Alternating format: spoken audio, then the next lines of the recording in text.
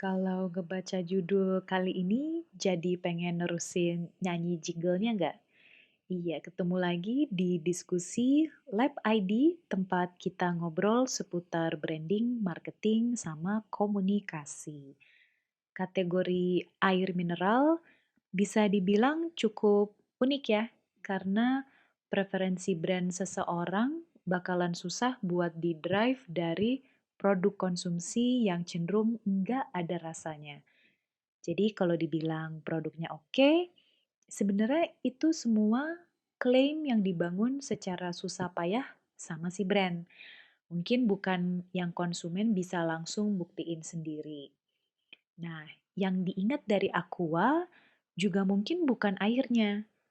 Bayangin aja ada 3 gelas air mineral, kemungkinan besar kita nggak tahu mana yang punya Aqua. Jadi, Aqua bisa diingat bukan karena produknya, tapi yang paling ikonik itu karena nada lagunya. Kebanyakan dari kita pasti tahu banget nada lagu Aqua lewat iklan-iklannya yang dari zaman dulu. Istilah lazimnya jingle, tapi kalau di bahasa branding, ini disebut sonic branding atau penggunaan nada dan musik yang secara strategis buat bikin eksistensi brand lebih kuat. Contohnya kayak gini nih.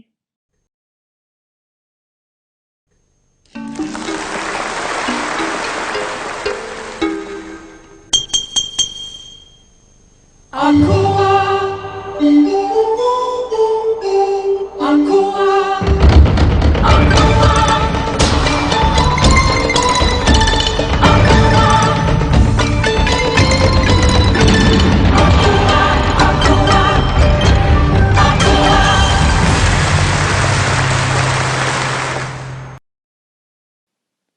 Karena branding bukan cuma tentang produk, bisa dicek ya ke diskusi-diskusi kita sebelumnya.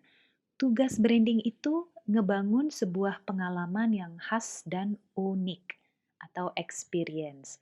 Dan manusia sebagai konsumen punya 5 panca indera secara umum untuk bisa nangkep stimulus experience ini.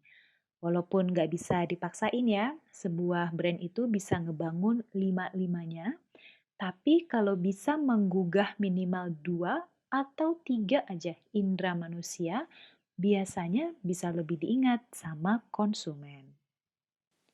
Tapi, sayangnya mayoritas gerakan marketing dan komunikasi brand di-drive sama stimulus visual sebanyak hampir 83%.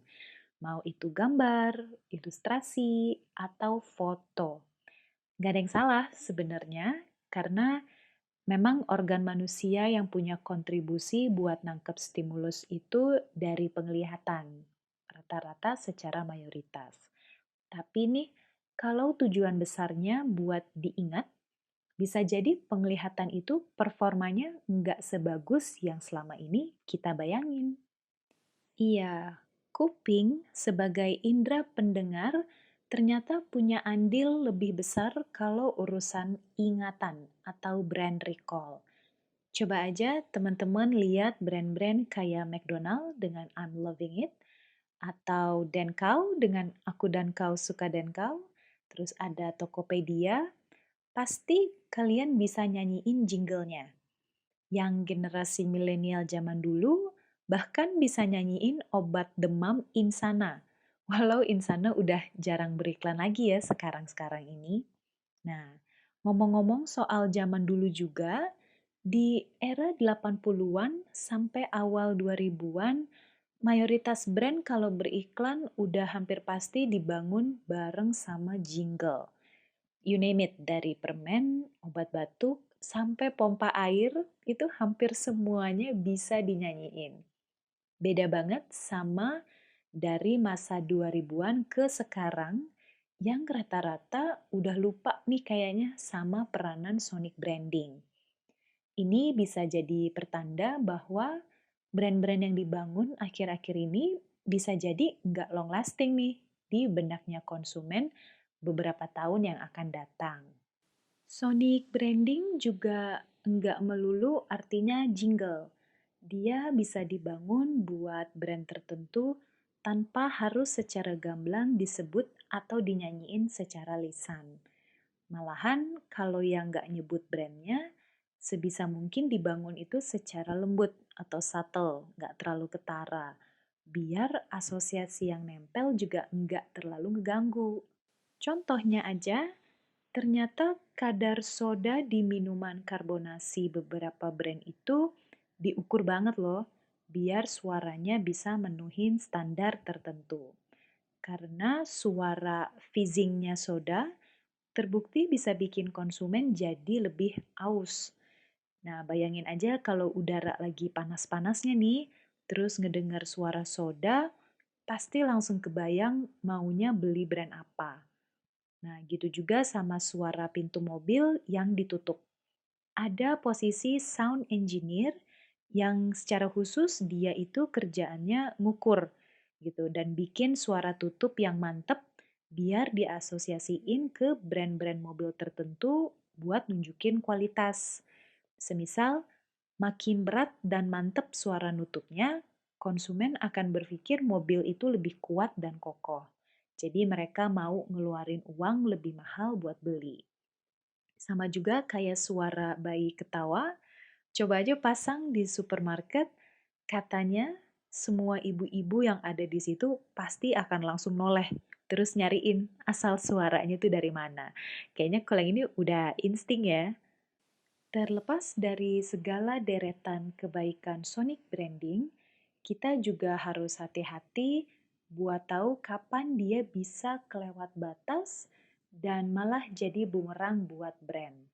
Bikin konsumen ngerasa keganggu atau kesan yang nempel malah jadi negatif.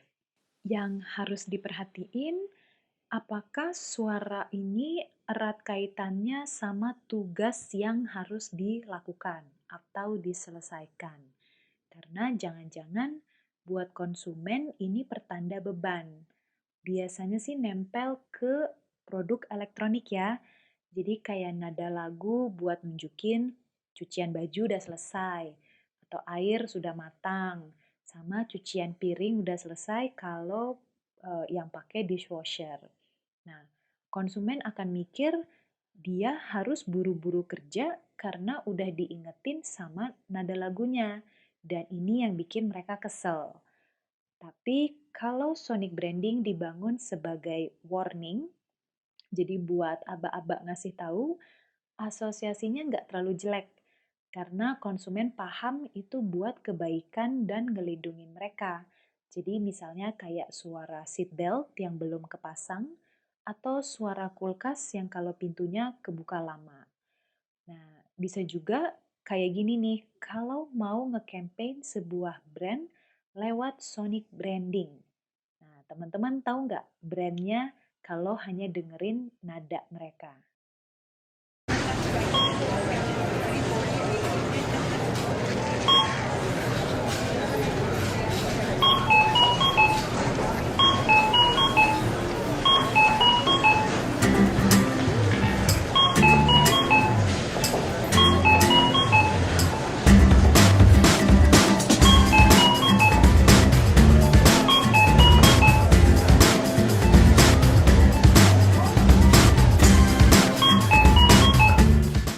Key highlight kita kali ini, kalau teman-teman mau narik minat atau perhatian konsumen, silakan pakai stimulus visual waktu marketing. Tapi kalau mau bikin brand lebih lama diingat, misalkan sampai kapanpun gitu ya, pakailah sonic branding yang bisa punya kekuatan lebih lama atau lebih awet nempelnya di benak manusia. Sekian diskusi di Lab ID. Jangan lupa buat follow dan subscribe di YouTube atau podcast buat topik menarik seputar branding, marketing, dan komunikasi. Berikutnya ada urusan maskot nih yang harus kita bahas. Karena katanya nih, biar konsumen ngerasa lebih dekat sama brand kita, tapi kok ternyata malah kanibal ya? Nah loh, stay tuned.